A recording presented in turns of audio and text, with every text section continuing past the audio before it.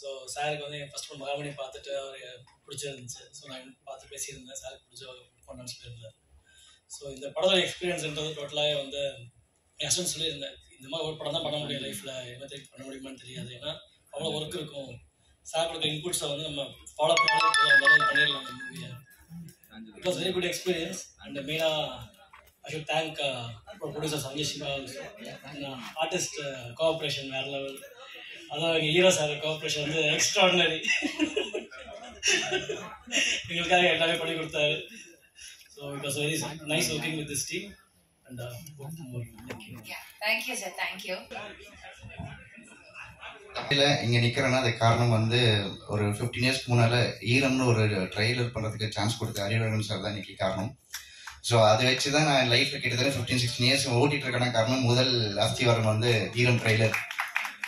From தேர் அதுக்கப்புறம் வல்லினமுக்கு அப்புறம் life வந்து வேற மாதிரி மாறிடுச்சு. ஸோ எல்லாம் கிரெடிட்டும் சார் தான் முதல்ல.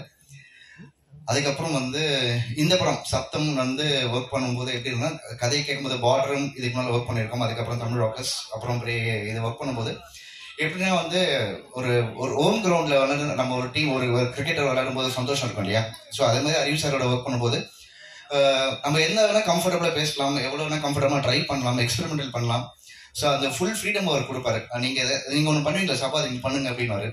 ஸோ இந்த ஃப்ரீடம் வரும்போது நமக்கு ரொம்ப ஈஸியா இருக்கும். அந்த சீனை வந்து அவர் ஒரு விஷயம் சொல்லியிருப்பாரு, நம்ம அதே மாதிரி இப்படி பண்ணலாம் முடிக்கும் போது அவர் இமீடியட்டா வந்து ஓகே சொல்லுவாரு. ஸோ இல்ல இப்படி பண்ணிக்கலாம் இந்த பண்ணிக்கலாம் அப்படின்னு சொல்லுவாரு. ஸோ இது ரொம்ப ஈஸியா இருந்தது. ஒரு எடிட்டருக்கு வந்து கிரியேட்டிவா நம்ம ஒர்க் பண்றதுக்கு அவ்வளவு ஃப்ரீடம் இருந்தது. ஸோ அதனாலதான் ஒவ்வொரு தடையும் நானும் அவர் சேரும் போது ஒரு அவுட்புட் வந்து வேற மாதிரி வருது நிறைய பேர் சொல்லுவாங்க. ஸோ அந்த காரணம் வந்து அவர் கொடுக்குற அந்த ஃப்ரீடம் தான். எப்பவுமே ஒரு படம் வந்து டெக்னிக்கலி ஸ்ட்ராங்னு சொல்லி ஒரு டெக்னிக்கல் சவுண்ட் ஃபிலிம் சொல்லுவாங்க. இந்த படம் சவுண்டே ஒரு டெக்னிக்கலா யூஸ் பண்ணியிருக்காரு. ஸோ இந்த படத்துல அது வந்து பெருசா ஒர்க் அவுட் ஆயிருக்கு. எப்படின்னா சின்ன சின்ன விஷயங்கள் மைனூட்டான விஷயங்களுக்கு சவுண்டுக்கு நான் ப்ரெஃபரன்ஸ் கொடுக்கணும். இந்த இடத்துல இந்த பேஸ் வேணும், இந்த இடத்துல இந்த கேப் வேணும், இந்த இடத்துல ஒரு சைலன்ஸ் வேணும், அந்த சைலன்ஸ்ல ஒரு கதை சொல்லலாம். இந்த மாதிரி நிறைய விஷயங்கள் வந்து இந்த படத்துல வந்து சவுண்ட்ஸ்க்கு இம்பார்ட்டன்ஸ் கொடுத்து நம்ம அந்த எடிட் பேஸ் அதை செட் பண்ணியிருக்கோம். ஸோ ஒரு ஒரு எடிட்ல வந்து ஃபைனலா பார்க்கும்போது ஃபைனல் மிக்சிங்ல பார்க்கும்போதும் வேற மாதிரி இருக்கு இந்த படம். ஸோ ரொம்ப என்ஜாய் பண்ணி தரவா ஒர்க் பண்ணோம். நான் மட்டும் இல்லை, என் அசிஸ்டன்ஸும் ஒவ்வொரு நாளுமே வந்து ரொம்ப ஹார்ட் ஒர்க் பண்ணி, ஏன்னா அவ்வளோ ஃபுட்டேஜஸ் இருக்கும், அவ்வளோ கிரியேட்டிவ் ஐடியா இன்புட்ஸ் கொடுத்துட்டே இருக்க வேண்டியதா இருக்கும் அந்த படத்துல. ஸோ அவ்வளோ மெனக்கட்டு ஒர்க் பண்ணியிருக்கோம். ஸோ கண்டிப்பா இதை வந்து எல்லாரையும் என்ஜாய் பண்ண வைக்கும்னு நினைக்கிறேன். தேங்க்ஸ் சவன்ஜி சிவா சார். அப்புறம் நம்ம ஹீரோ வந்து எனக்கு ஒரு ஃபேமிலி ஃப்ரெண்ட் மாதிரி. எந்த டைம்ல இருந்தாலும் அவருக்கு ஃபோன் பண்ணி பேசணும், அவரும் எந்த டைம்ல ஃபோன் பண்ணி பேசுவார். ஸோ அந்த மாதிரி ரொம்ப க்ளோஸ். அவர் மட்டும் அவங்க அண்ணன் அப்பா நிக்கி மேம் எல்லாமே நம்ம எல்லாமே அப்படியே ஃபேமிலியா தான் இருக்கும். So nice walking with you once again. அப்புறம் வந்து ஒர்க் பண்ண டிஓபி நானும் அவரும் மகாமுனி ஒன்றா ஒர்க் பண்ணோம். அப்புறம் இந்த படம் அப்புறம் உதயகுமார் அண்ணன் சவுண்ட் மிக்சிங் அவர் சொல்லவே தேவையில்லை. இந்த படத்தை மிகப்பெரிய பிளஸ் அவர். அதுக்கப்புறம் ஆர்ட் டைரக்டர் அவரும் ரொம்ப நல்ல இந்த படத்துக்கு என்ன வேணுமோ அதை வந்து கிளீனாக டைமுக்கு நமக்கு பண்ணி கொடுத்தது அவர் டைரக்டர் சொல்லுவார். பட் ஸ்டில் நல்ல நண்பர், அவருக்காக நான் சொல்றேன். So thanks to my assistant directors அப்புறம் ப்ரொடியூசர் எல்லாருக்கும் ரொம்ப தேங்க்ஸ். தேங்க்யூ. பண்ணியிருக்கேன். அந்த படம் ஒர்க் பண்ணலையேன்னு ஒரு ஃபீல் இருந்தது. அதோட இது வந்து எனக்கு இந்த படத்துல ரொம்ப திருப்தியா இருந்துச்சு. ஜென்ரலாக எல்லாரும் வந்து டேரக்டர்ஸ் வந்து சார் சவுண்டுக்கு நான் இந்த படத்துல 2-3 சீக்வன்ஸ் வச்சிருக்கேன்னு சார் சொல்லுவாங்க. பட் இந்த படம் முழுக்க சவுண்டாகவே இருக்கு.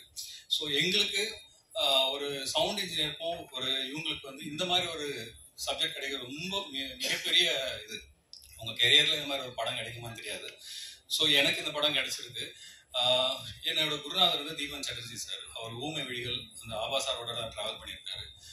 ஸோ எனக்கு அவரை ஊமை விழிகளோட இந்த ட்ரெண்ட்ல எப்படி இருக்குமோ அந்த மாதிரி ஒரு படமா இதை நினைக்கிறேன்.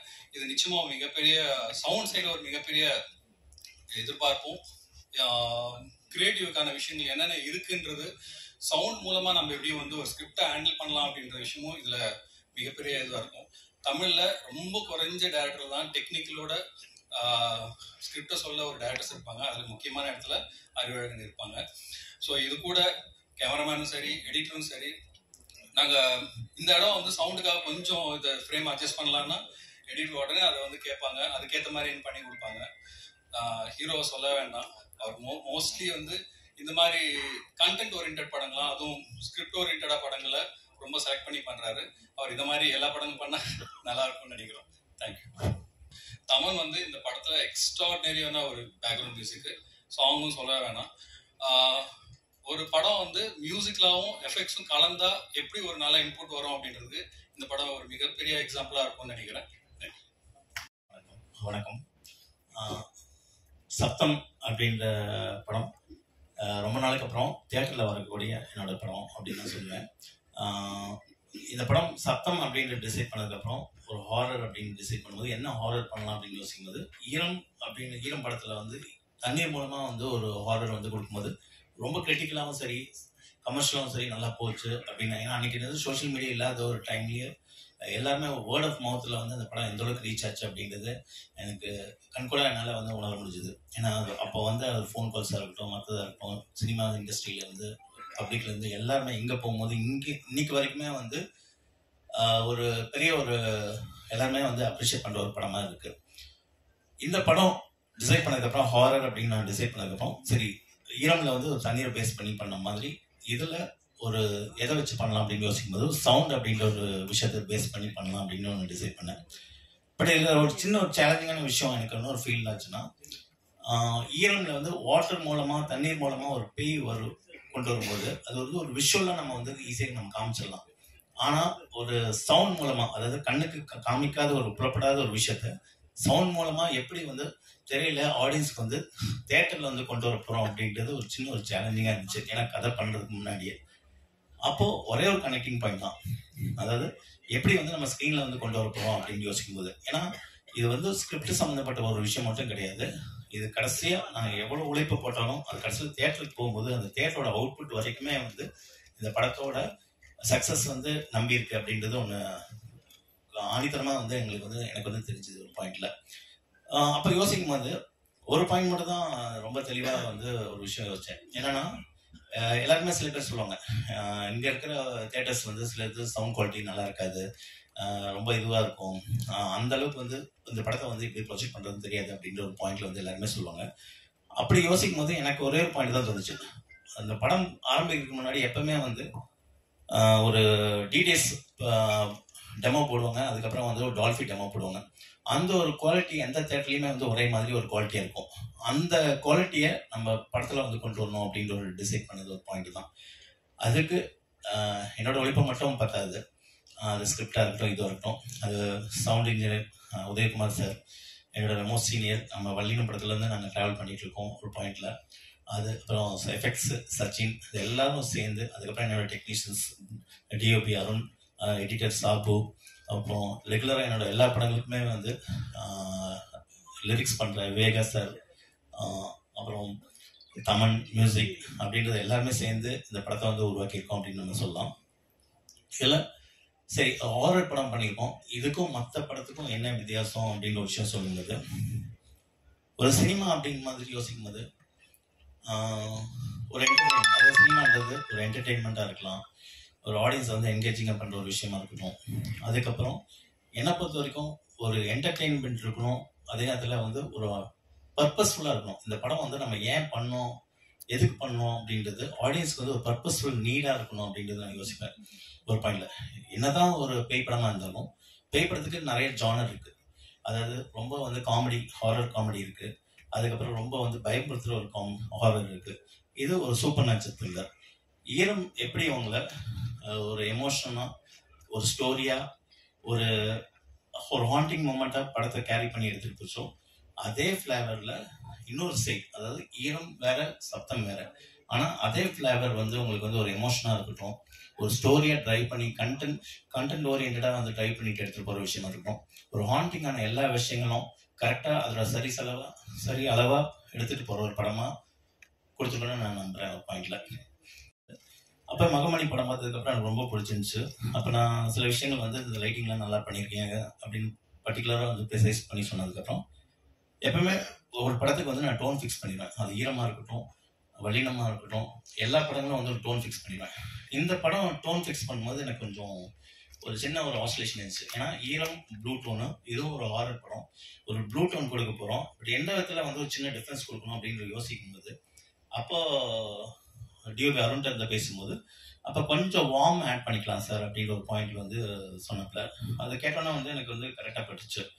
ஏன்னா ஒரு சின்ன ஒரு கோல்ட் டோன், ஒரு ப்ளூ ஆஸ் வெல் அஸ் வந்து ஒரு வார்ம் டோன் இருந்துச்சுன்னா கண்டிப்பாக வந்து ஒரு சின்ன ஒரு வேரியேஷன்ஸ் வந்து நம்மளுக்கு வந்து ஈரம் படத்துல இருந்து டிஃப்ரென்ஸ் கிடைக்கும் அப்படின்றது எனக்கு தோணுச்சு ஒரு பாயிண்ட்ல.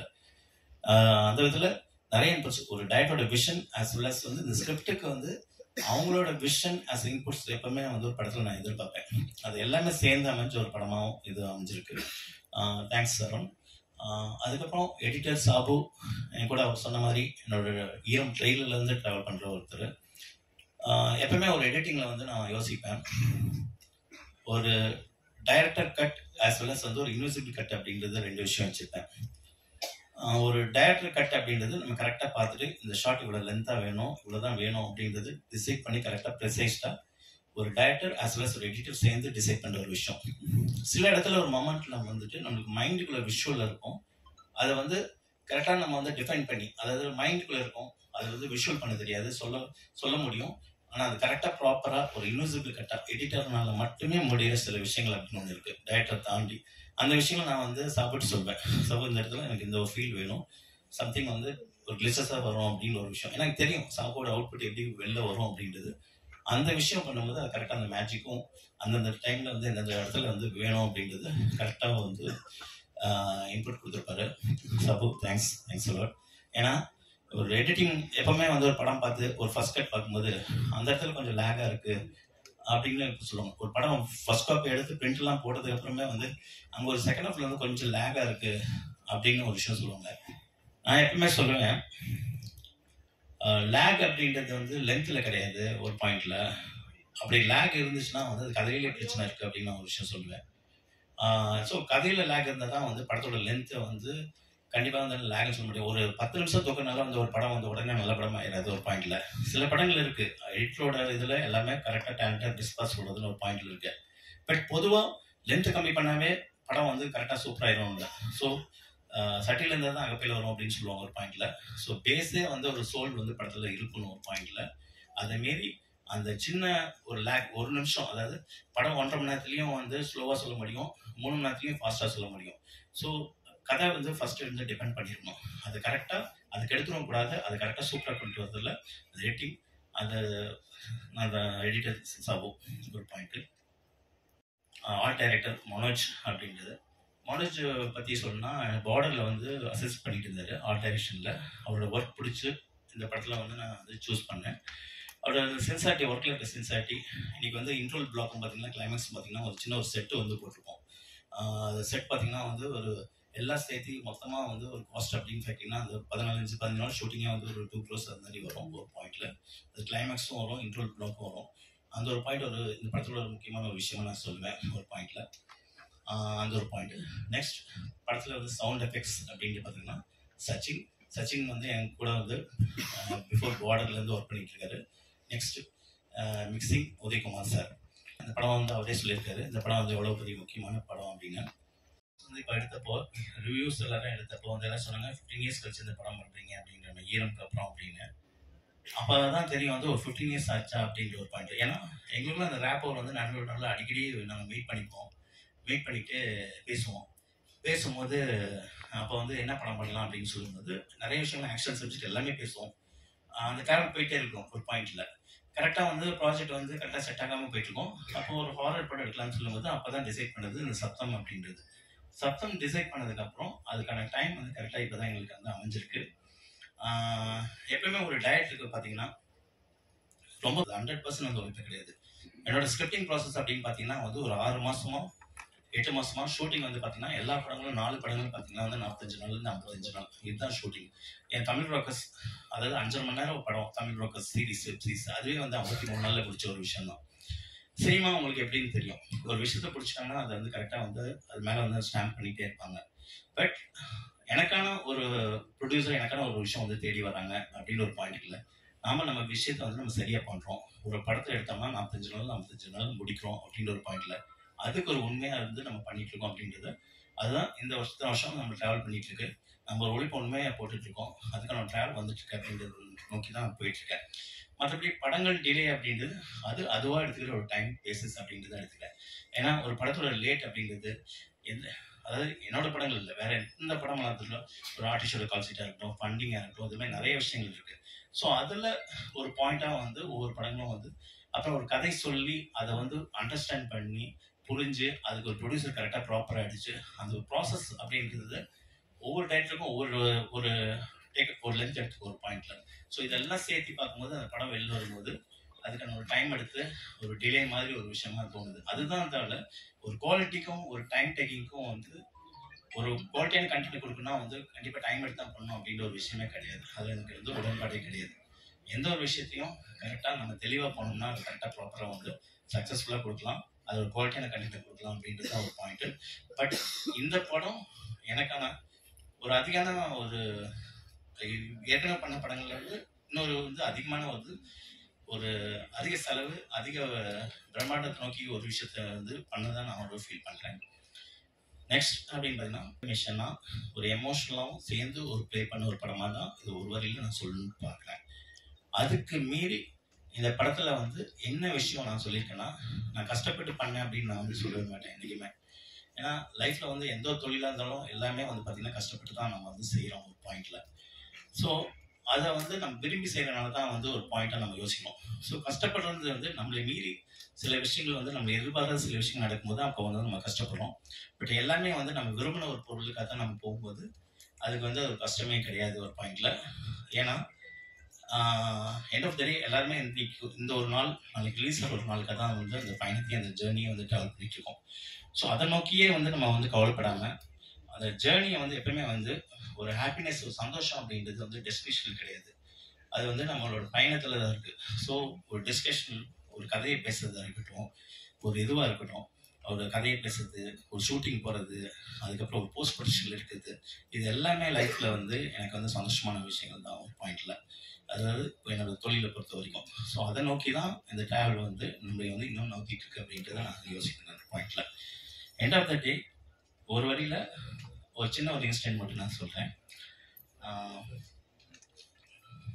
அப்போது நான் வந்து ஒரு 600 அது மாதிரி படிச்சுட்டு இருக்கும்போது அப்போ ஒரு எக்ஸாமினேஷன் வந்து ஒரு எக்ஸாமுக்கு வந்து ஒரு கேள்வி பதில் கேட்டாங்க. அப்போ எப்பவுமே வந்து பார்த்தீங்கன்னா ஒரு 7 கேள்வி கொடுத்து இதில் ஏதோ ஒரு 5 கேள்வி மட்டும் நம்ம ஆன்சர் பண்ணி பதில் சொல்லுவோம் ஒரு பாயிண்டில். அப்போ வந்து நம்ம பதில் சொல்லிடுவோம் ஒரு பாயிண்டில். எனக்கு அந்த எக்ஸாம் வந்து ரொம்ப டஃப்பான எக்ஸாம் இருந்துச்சு, ஜியாகிரஃபி எக்ஸாமு. அப்போது 5 கேள்வியை விட நேமர் பாஸ் ஆகுமா ஃபெயில் ஆகுமா, அப்போ வந்து 40 மார்க்ஸ் தான் வந்து பாஸ் ஆகாமல் ஃபெயில் ஆகுமா அப்படின்ற ஒரு பாயிண்ட்லேயே வந்து ஒரு டவுட்ஃபுல்லே இருந்தேன். ஒரு பயம் வந்துச்சு. சரி என்னமோ எழுதி வைப்போம் அப்படின்னு அவசர அவசரமாக தெரிஞ்சு கொஸ்டின்ஸ் மட்டும் எழுதிட்டு வந்துட்டேன். ஒன்ஸ் எழுதி முடிச்சதுக்கு வெளில வந்ததுக்கு அப்புறம் தான் தெரியும் நம்ம 7 கொஸ்டினுக்கு வந்து 6 கொஸ்டினுக்கு வந்து ஆன்சர் பண்ணிட்டோம் அப்படின்றது. அப்போ அந்த ஆன்சர் வந்து அந்த ஒன்னையும் கட் பண்ணிட்டாங்கன்னா கண்டிப்பாக வந்து ஃபெயில் தான், இருக்கிறதும் போச்சு அப்படின்ற ஒரு பயத்தோடு தான் இருந்தேன். அதுக்கப்புறம் பேப்பருக்கு வந்து கைக்கு வந்து உடனே வந்து பேப்பரை திருப்பி பார்த்தேன். 40 பாஸ் இருந்துச்சு. அப்போ அது மார்க் போட்டிருந்தாங்க, 3 மார்க் போட்டிருந்தாங்க ஒரு பாயிண்டில். 5 மார்க் கொஸ்டின்ஸுக்கு 3 மார்க் போட்டிருந்தாங்க. என் மைண்டுக்குள்ளே வந்து ஒரு சின்ன ஒரு படப்படப்பு ஒரு பாயிண்டில் எனக்கு மார்க் போட்டாங்களே அப்படின்னு. ஏன்னா கரெக்டாக 40 மார்க்ஸ் பாஸு, 3 மார்க் வந்து எக்ஸ்ட்ரா போட்டிருக்காங்க. நான் எதுவுமே யோசிக்கல, நேராக போய் டீச்சர்கிட்ட போய் காமிச்சிட்டேன் ஒரு பாயிண்டில். டீச்சர்கிட்ட காமிச்சோன்னே அவங்க வந்து உடனே வந்து ஒரு சரியான தப்பு பண்ணிட்டேன் அப்படின்னு சொல்லிட்டு டக்குன்னு அந்த 3 மார்க்கை வந்து கட் பண்ணிட்டாங்க. கட் பண்ணிவிட்டு 40 மார்க் இருக்குது, 37 மார்க் வந்து ஃபெயிலிங் போட்டேன். +3 ஃபார் ஆனஸ்டி போட்டாங்க டோட்டலாக. அந்த நேர்மை தான் லைஃப்பில் வந்து என்னை இன்ன வரைக்கும் வந்து நோக்கிட்டு போகுது அப்படின்னு நான் சொல்லுவேன். ரொம்ப நாள் ஆச்சு பிரசாத் லேப்ல ஸ்டேஜ் மேலே நின்று உங்களோட மீட் பண்ணுறது. அடிக்கடி மீட் பண்ணணும்னு ஆசையாக இருக்கு. என்னன்னு தெரியல, மேலே ஸ்டேஜ் ஸ்பீச் அப்படின்னாலே கொஞ்சம் ஸ்கூல்லேருந்து அப்படின்னா அதுக்கு எனக்கு முன்னாடி பேசுகிற வேலை பயங்கரமாக பேசிட்டு எமோஷனல் ஆகி சூப்பராக speech, very very nice, straight from the heart. Sabdham இது ஃப்ரெண்ட்ஸ் கிட்ட ஷேர் பண்ணிக்கும் போது இந்த மாதிரி சப்தம் ஒரு ஹாரர் படம் பண்றேன் அப்படின்னு சொல்லும்போது அவங்களோட பெர்ஸ்பெக்டிவ்ல வந்துட்டு ஏன் மச்சான் எதுக்கு ஹாரர், எதுக்கு பண்ணக்கூடாது, இல்ல ஹாரர்னாவே வந்துட்டு ஒரு ஒரு டக்குன்னு கொஞ்சம் கம்மியா பாக்குற ஒரு கண்ணோட்டம் உண்டு இல்ல. ஸோ அந்த மாதிரி எதுக்கு சூஸ் பண்ற அப்படின்னும் போது அப்ப ஈரமும் ஹாரர் தானே? இல்ல ஈரம் செம்ம படம், அது ஹாரர் தானே. ஸோ அறிவழகன் சாரோட படம் வந்துட்டு அது ஹாரரா இருந்தாலும் த்ரில்லரா இருந்தாலும் ஆக்ஷன் த்ரில்லரா இருந்தாலும் லவ் த்ரில்லரா இருந்தாலும் எனிதிங் கண்டென்ட் கண்டிப்பா இருக்கும். அது டெக்னீஷியன்ஸ் எல்லாருக்குமே தெரியும், பிளஸ் ஆக்டர்ஸ் எல்லாருக்குமே தெரியும். கதையில ஒரு ஆனஸ்டி இருக்கும், ஸ்க்ரீன் பிளேல ஒரு இன்ட்ரெஸ்டிங் ஃபேக்டர்ஸ் நிறைய வச்சிருப்பாரு. I think every aspect of film making வந்துட்டு சூப்பர் ஃபைனா இருக்கும்.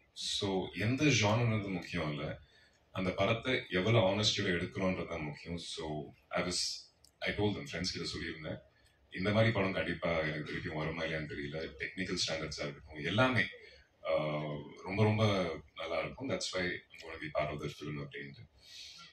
ஸோ என்னோட கேரக்டர் வந்துட்டு பாரநார்மல் இன்வெஸ்டிகேட்டர். ஸோ நிறைய பேருக்கு அது தெரிஞ்சிருக்காது. இந்தியாலேயே வந்துட்டு லைசன்ஸ்டு பாரநார்மல் இன்வெஸ்டிகேட்டர்ஸ் இருக்காங்க. சயின்டிஃபிக் முறையில் அவங்க வந்து ஸ்பிரிட்ஸோட கம்யூனிகேட் பண்ணுவாங்க. அதுக்கு ஒரு ப்ரொசீஜர் ப்ராசஸ் ஒன்று வச்சுருப்பாங்க. அது சார் வந்து ஸ்கிரிப்டிங் ஃபேஸ்லேயே ரிசர்ச் பண்ணி எனக்கு எல்லாமே எக்ஸ்பிளைன் பண்ணப்ப நம்பிக்கையும் இல்லை, பயம் லைட்டாக இருக்குது. இருட்டில் அப்படியே நடந்து போகும்போது லைட்டாக பயம் இருக்கும், எல்லாருக்குமே இருக்கும். இல்லைன்னு சொன்னால் தப்பு, போய் இருக்கும், பட் நம்பிக்கை இல்லை. பட் இந்த படத்தை பற்றி ரிசர்ச் பண்ணி அவர் அமிச்ச அந்த வீடியோஸ், அமிச்ச அந்த எப்படி அந்த கம்யூனிகேட் பண்ணுற ஒரு விதம் எப்படின்னு சொல்லிட்டு அதை பார்க்கும்போது எனக்குள்ள ஒரு நம்பிக்கை உருவாச்சு.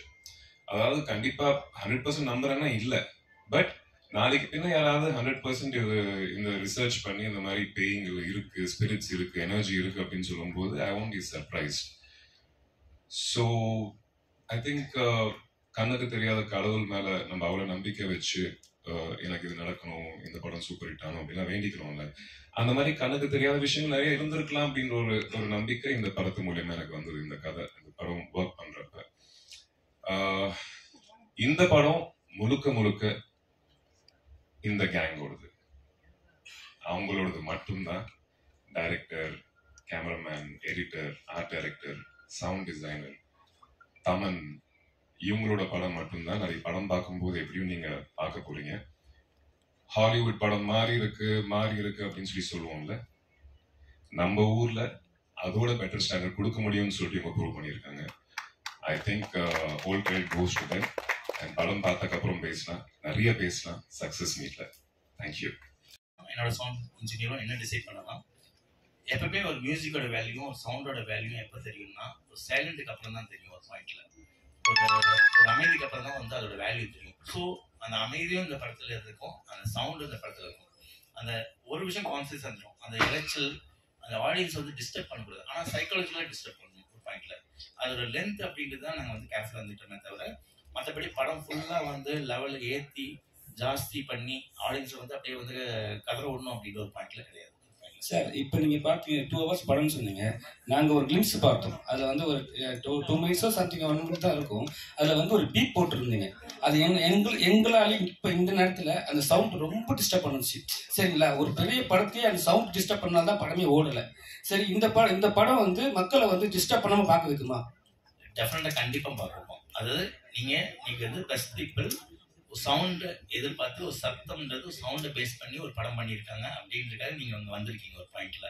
ஸோ உங்களுக்கு அந்த ஒரு காட்சி அப்படின்றது காமிக்கிறது ஃபோக்கஸ்டாக காமிக்கணும். சத்தம் படம்ன்றது இந்த படத்தில் நாங்கள் என்ன பண்ணியிருக்கோம் அப்படின்ட்டு ஒரு சாம்பிள் தான் நாங்கள் காமிச்சிருக்கோம் ஒரு பாயிண்ட்ல.